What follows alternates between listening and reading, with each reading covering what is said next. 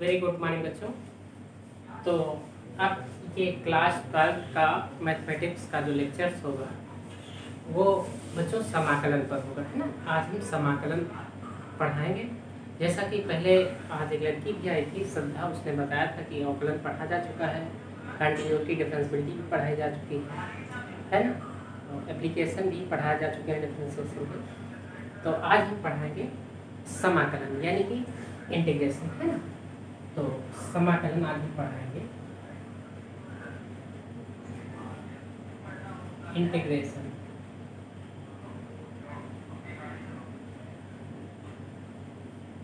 Integration तो integration क्या है, हम कैसे फाइंड करेंगे इसे, या कैसे ज्ञात होगा, है ना।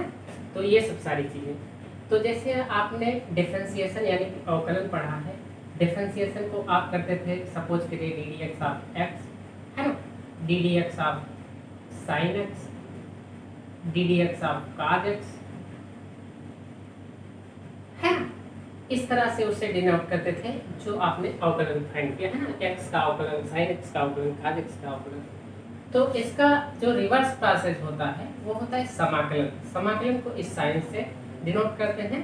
और अगर हम यहाँ पर कुछ मान लेंगे dx, है ना, यहाँ पर कुछ भी मान लें, मानो सपोज कुछ भी सपोज कर लीजिए, एक फंक्शन है gx, तो gx को x के सापेक्ष समाकलन, इसको इस तरह पढ़ा जाएगा, gx का x के सापेक्ष समाकलन। जैसे इसमें पढ़ते थे x का x के सापेक्ष अवकलन, sin x का x के सापेक्ष अवकलन। उसी प्रकार से इसमें पढ़ेंगे gx यानी कि फंक्शन ऑफ x का x के रिस्पेक्ट में समाकलन। ये क्या आएगा, ये कुछ भी आएगा, माना fx प्लस c आएगा। c मीन्स एक आर्बिट्रेरी कांस्टेंट हम जरूर जोड़ेंगे।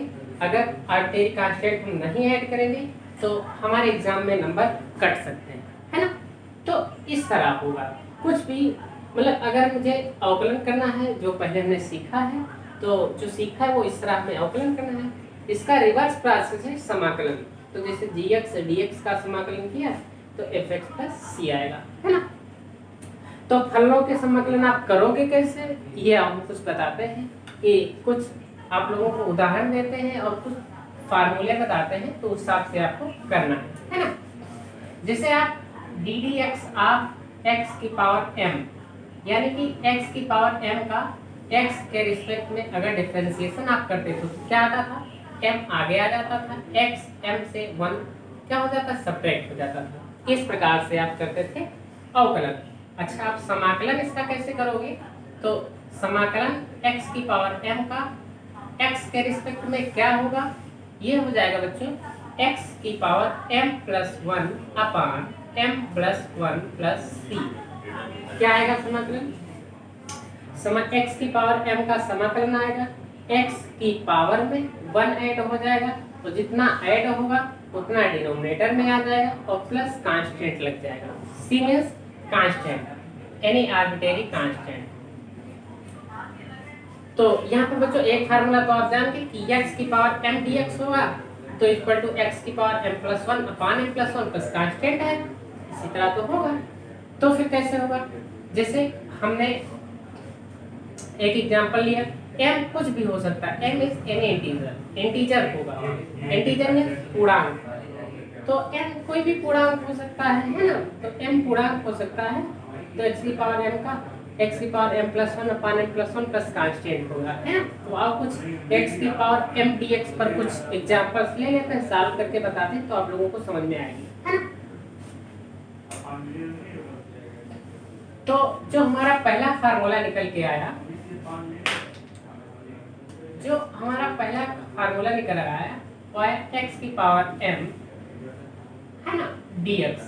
x की पावर m dx का क्या होगा समाकलन, तो अभी हमने बताया है x की पावर m प्लस 1 अपान m प्लस 1, है ना, प्लस c, ये होगा, है ना। ये फार्मूला है x की पावर m का।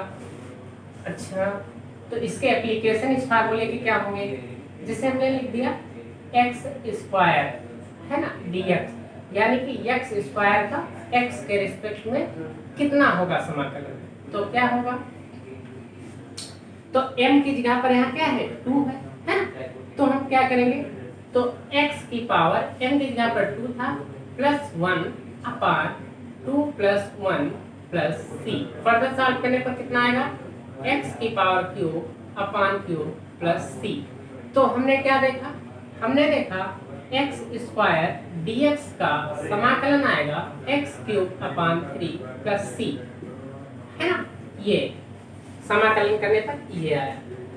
ये हमने किस पर बेस्ड क्वेश्चन सॉल्व किया, ये हम x की पावर m dx है ना पर बेस्ड क्वेश्चन सॉल्व किया, इस तरह सॉल्व हुआ। दूसरा क्वेश्चन ले लेते हैं।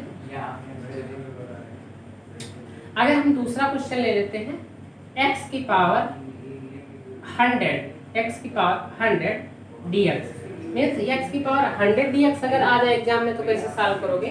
इसको सॉल्व करने का ये तरीका है, जैसे m की जगह पर यहाँ पर क्या आ गया, यहाँ पर तो m की जगह पर 100 आ गया ना, तो हम वही फार्मूला अप्लाई करेंगे तो क्या होगा x की पावर 100 प्लस 1 अपान 100 प्लस 1 प्लस c, यानी कि x की पावर 101 है ना अपान 101 प्लस c।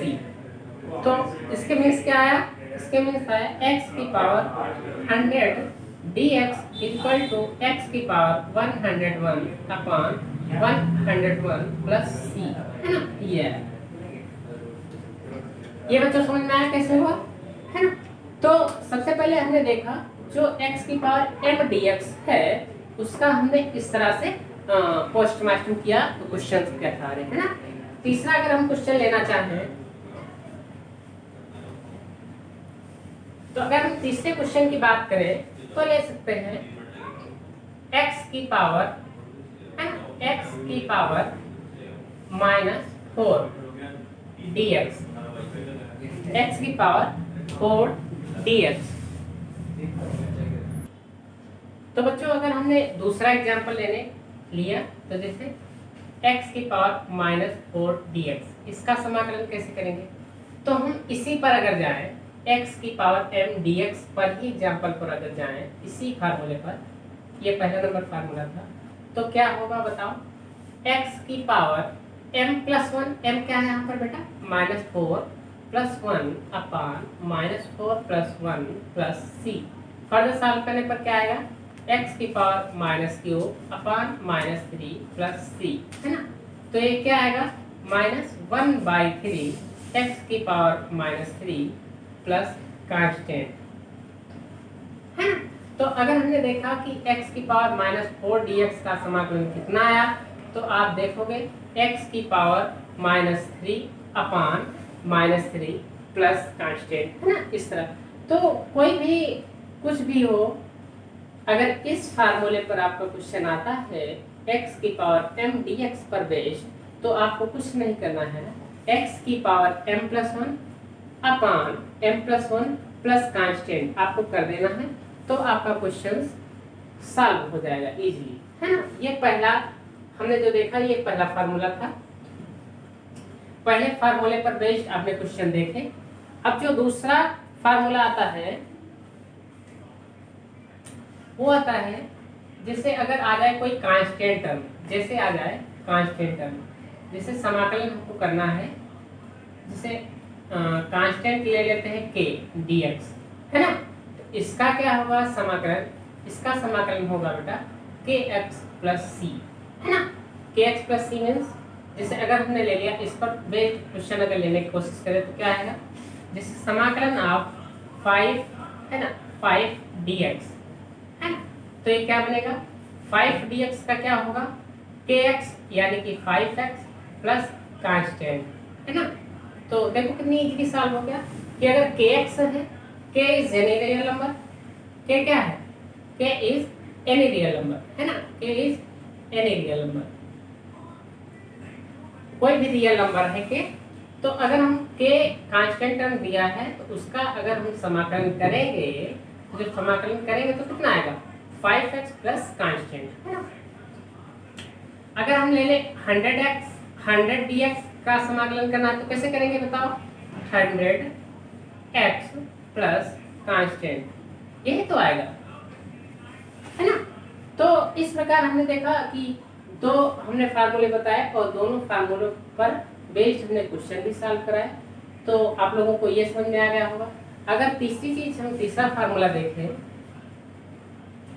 है ना, तो अगर तीसरा है, अगर 1 dx मीन्स अगर हम 1 का करें तो कितना आएगा, है ना, 1 का समाकलन करें तो कितना आएगा, तो 1 तो इसी तरह है, k इक्वल टू यहाँ पर 1 है, यहाँ पर k इक्वल टू क्या है 1, तो क्या हो जाएगा x प्लस सी।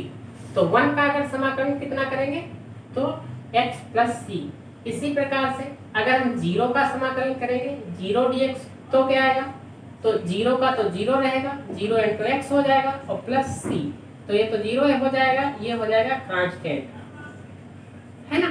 तो अगर हम 0 dx करते हैं यानी कि 0 का समाकलन करते हैं तो कितना आएगा, तो आएगा बच्चों कांस्टेंट। समझ में आई बात। तो ये हमने 4 फार्मूले लिखे, कि x की पावर m dx का करें तो क्या आएगा, k का करें तो क्या आएगा, 1 का करें तो क्या आएगा, 0 का करें तो क्या आएगा, है ना। अब अगर हम आगे चले तो ट्रिग्नोमेट्री पर चलते हैं ना। ट्रिग्नोमेट्री को कैसे करोगे, ये लिखते रहना बच्चों आप कॉपी पर किनारे पर, है ना। तो अगर हम समाकलन देखें कि sin x dx का क्या होगा, है ना, तो अगर हम अवकलन देखते थे D dx of sin x तो कितना आता था, तो बच्चों आता था cos x, लेकिन ये रिवर्स प्रोसेस है तो इसमें आएगा माइनस cos x, है ना। तो अगर समाकलन आप sin x dx करेंगे तो कितना आएगा माइनस cos x।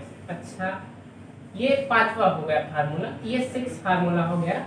अगर हम cos x dx करेंगे तो कितना आएगा, तो आएगा sin x प्लस सी, है ना, कांस्टेंट को जोड़ते रहते। ये 6 फार्मूले हो गए। अगर हम 7वें फार्मूले को देखें, है ना, तो डी डी एक्स ऑफ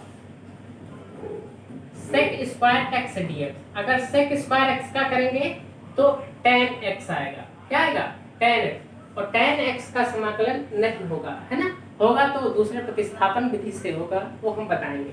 तो sec स्क्वायर एक्स का होगा तो tan x आएगा, है ना। और अगर आप sec x into tan x का करेंगे, है ना, dx, तो ये 7 फार्मूले आप पहले लिख लीजिए, उसे कंटेस्ट करिए। फिर जो हम बता रहे हैं sec x प्लस 8वां बता रहे हैं बेटा, sec x into tan x dx का करेंगे तो sec x प्लस c आएगा, है ना। इस प्रकार से